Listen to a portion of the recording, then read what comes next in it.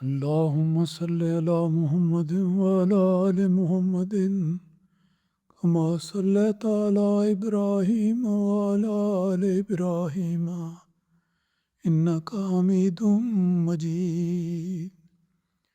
اللهم بارك على محمد وعلى آل محمد كما باركت على إبراهيم وعلى آل إبراهيم إنك حميد مجيد.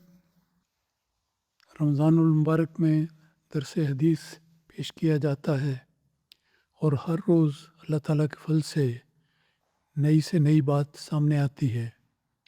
دراصل ہمارے پیارے آقا حضرت محمد مصطفیٰ صلی اللہ علیہ وسلم نے اپنی ساری زندگی بڑی ہی دلگداز انداز میں صحابہ کرم کو نصائح فرمائی، ان کی رہنمائی فرمائی، اپنا عملی نمونہ ان کے سامنے پیش کیا اور ہر ممکن کوشش کی کہ نیکی کی راہیں ان کے سامنے بیان ہوتی رہیں.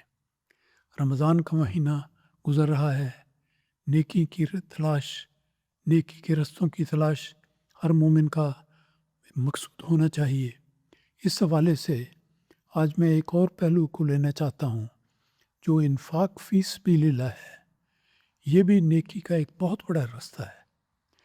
اس دنیا میں انسان جو کچھ کماتا ہے، جو مال و زر کسی انسان کے قبضے میں آتا ہے، وہ اللہ تعالیٰ کے اذن سے آتا ہے. اللہ تعالیٰ کی دین ہے اور اللہ تعالیٰ کے رستے میں اس کو خرچ کرنا اور پیش کرنا یہ مومن کا فرض بنتا ہے. اس حوالے سے چند ایک احادیث دیکھتے ہیں جن میں رسول پاک صلی اللہ علیہ وسلم نے اس بارے میں رہنمائی فرمائی ہے. یہ حدیث جو پہلی ہے یہ بیان کرتا ہے حضرت ابو ہریرہ رضی اللہ تعالیٰ عنہ کی.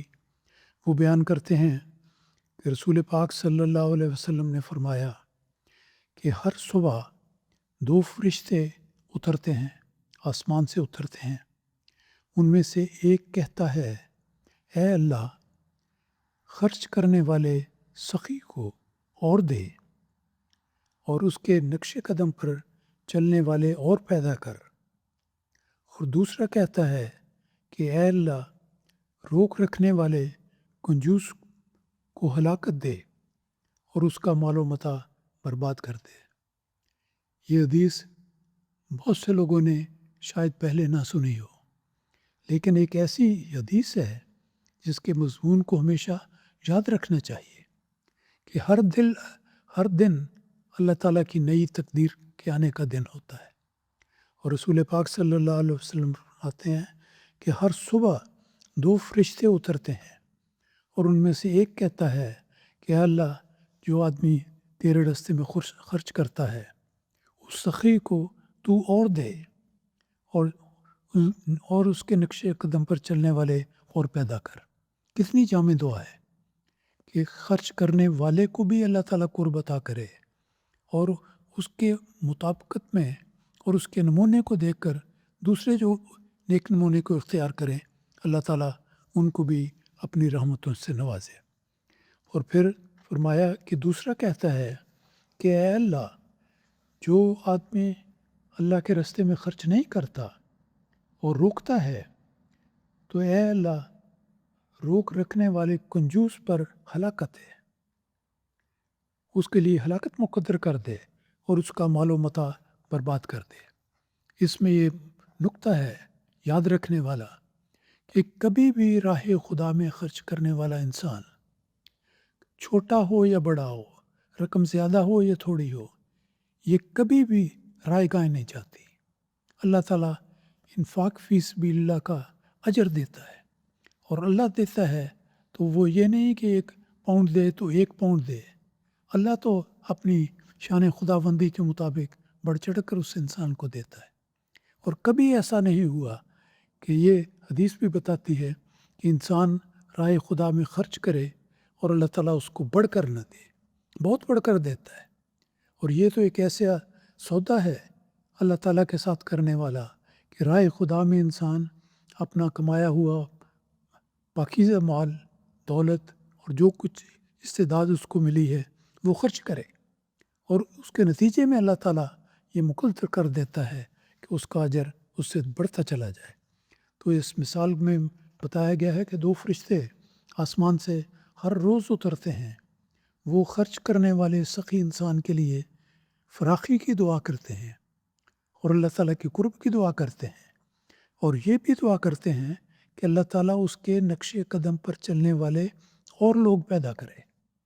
اس سے مراد یہ ہے کہ جب ایک آدمی نیکی کرتا ہے اور دوسرے لوگوں میں کو کسی نہ کسی طرح پتہ لگ جاتا ہے، لوگ دیکھتے ہیں یا اس کا نیک نمونہ ان کے سامنے آتا ہے، تو اس کے نتیجے میں اگر اور لوگ بھی نیکی کے میدان میں آگے بڑھتے ہیں تو اللہ تعالیٰ ان کی تعداد کو بڑھاتا چلا جاتا ہے۔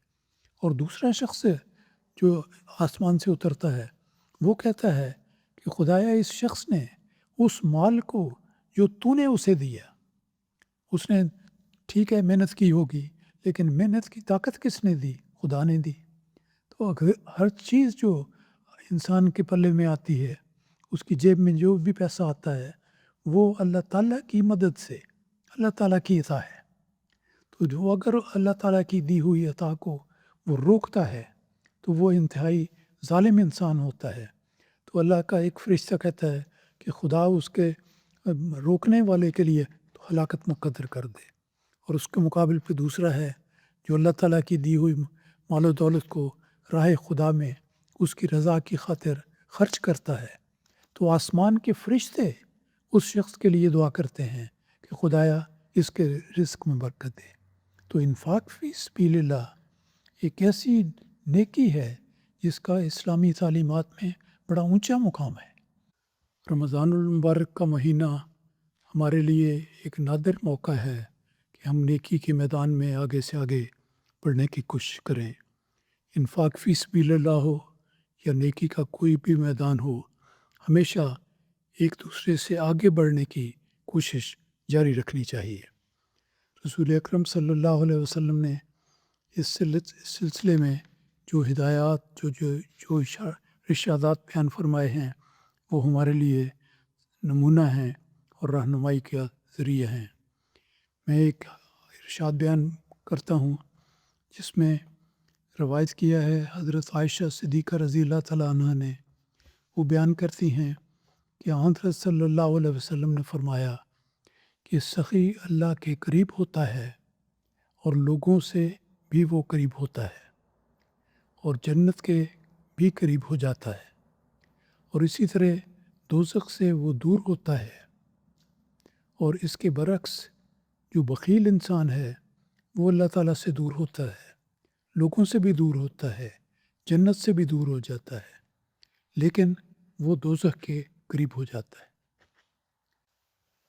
رمضان المبارک کا مہینہ جس میں سے ہم گزر رہے ہیں اور اس کے آخر پر پہنچنے والے ہیں، اس مہینے میں ہمیں کوشش کرنی چاہیے کہ نیکی کے ہر میدان میں، خواہ وہ نماز، عبادت، سخاوت یا صلہ رحمی یا کوئی بھی نیکی کا میدان ہے، اس میں آگے سے آگے بڑھنے کی کوشش کریں، اور اعمال کے لحاظ سے ہمارا نامہ اعمال نیکیوں سے بھر جائے، اور اللہ تعالیٰ ہمیں اس توفیق دے کہ ہم نیکی سے اللہ تعالیٰ ہمیں توفیق دے کہ ہم نئی نیکیوں کو اختیار بھی کریں اور ان پر دوام بھی حاصل کریں، کیونکہ حدیث میں آتا ہے کہ سب سے مقبول اور پیاری نیکی اللہ تعالیٰ کی نظر میں وہ ہے جس کو انسان باقاعدگی سے کرے۔ تو اللہ تعالیٰ ہمیں اس بات کی توفیق کرے، اللہ تعالیٰ ہمیں اس بات کی توفیق عطا فرمائے کہ ہم رمضان میں زیادہ سے زیادہ نیکیاں بھی کریں اور ان کو اس رنگ میں ادا کریں کہ پھر وہ ہماری زندگی کا حصہ بن جائیں۔ اللہ تعالیٰ کرے کہ ایسا ہی ہو۔